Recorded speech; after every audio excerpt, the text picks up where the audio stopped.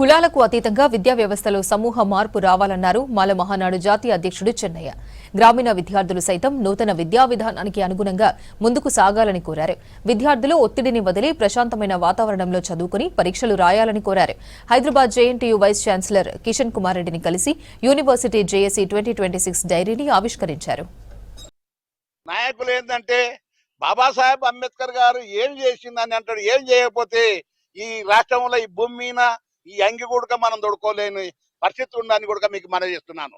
ఆ బాబాసాహెబ్ అంబేద్కర్ గారు ఏది ఎస్సీ బీసీ మైనార్టీ అందరినీ కోరుకున్నాడు. ఆయన ఈ రాష్ట్రంలో ఏది బాబాసాహెబ్ అంబేద్కర్ గారు బీసీలకు రిజర్వేషన్ కావాలని కొట్లాడిన ఘనత బాబాసాహెబ్ అంబేద్కర్ గారు.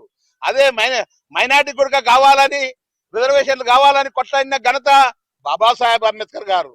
ఆ అంబేద్కర్ గారు ఎస్సీలకు కూడా కావాలి, ఎస్టీకి కూడా కావాలని కొట్లాడి తెచ్చిన ఘనత బాబాసాహెబ్ అంబేద్కర్ గారు. కానీ ఆయన ఒక్కడే కోరుకోలేదు, ఆయన ఏం సంపాదించుకోలేదు. ఆయన 4 పిల్లలను చచ్చిపోయిన కూడా పోని గతం ఉన్నదని కూడా మీకు మనం చేస్తున్నాను.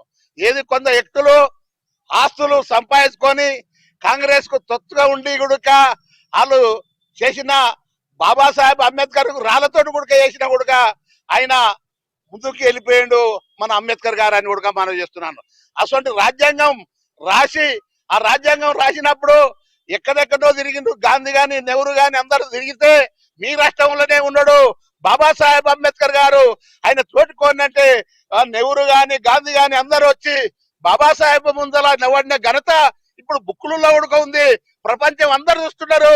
అందు గురించి ఈ రోజుల్లో కొత్త వ్యక్తులు ఏం చేసిండు, జయచంద్ర రావు ఏం చేసిండు, అంబేద్కర్ ఏం చేసిండు అనేది కూడా లోకానికి తెలుసు, ప్రపంచం అందరికీ తెలుసు.